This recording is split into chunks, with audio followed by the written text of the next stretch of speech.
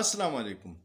نن د تخبه سرخواته جلاله یو علاقه ده، د هغې د پول باندې یو دماکه وشوه. درې څلور کسان پکې شهیدان دي او لسته پکې زخمیان دي.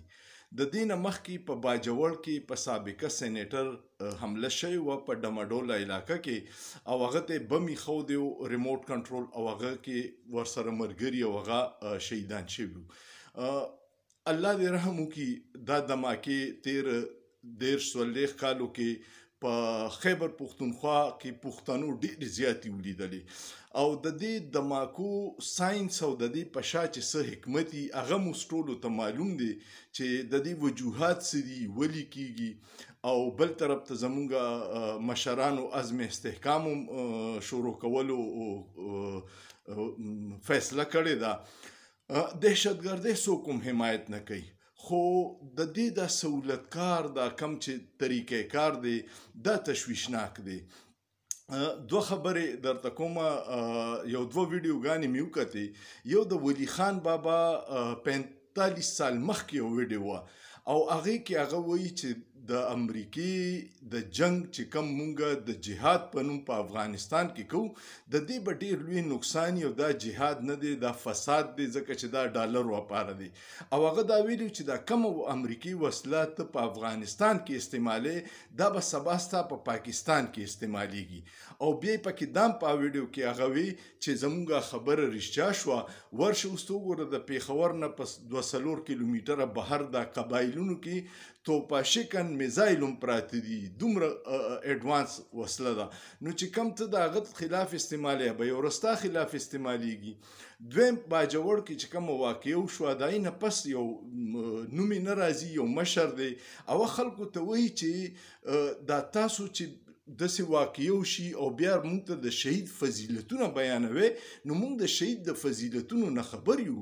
تاسو په دې د شهید د فضیلتونو باندې د قاتل نوم پټوي.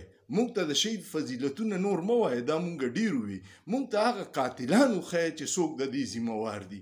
نو عوامو کې شعور راغلی دی، عوام اوس په دې ساينس پوه دي چې دماکې کیږي، بیا اپریشنونه شروع شي او مقاصد سنوري او عام عوام پکې تباه شي. څو پورې چې په دې خطه کې مذاکرات نه شوي دا مسلې نه حل کیږي. امریکې 13 کاله افغانیانو سره جنگ وکړو او اخره کې ورسره مذاکرات په دوحه قطر کې وکړه او هغوی ته هر څه حواله کړه، لاړه. هلته کې اوس امن دی او زمونږ ملک تباه دی. نو د خدای دپاره په دې ټولو کارونو ډېر په هوشمندۍ سره دغه وکړې. ته چې کله د شهید فضیلتونه وې نو ماته ورسره د قاتل شکل هم ښیه چې دې قاتلان څوک دي، چا یې ښودې ده، مقاصد یې څه دي. او په سیکیورټي فورسز زمونږ دومره تکړه ځوانان په بارډر ولاړ دي او دومره ډېره عمله ده. مونږ په اربونو بجټ وله ورکوو، تعلیم له 32 ارب بجټ دی او دفاع له مو 2122 ارب ډالر روپۍ پاکستانی دی. معذرت کوم. او د هغې نه باوجود هم زمونږ ښارونو کې اوس تخبه د افغانستان د بارډر نه ډېره لرې ده چې رارسېم نو 6 ګنټې لګي او هلته کې یو سړی راځي او دماکه کوي. نو دا زمونږ دپاره ډېر لمحه فکریه ده. خدای دپاره خپل پالیسیانې چینج کې د ملک دفاع ته توجه ورکې. مونږ ټول پریشانه یو.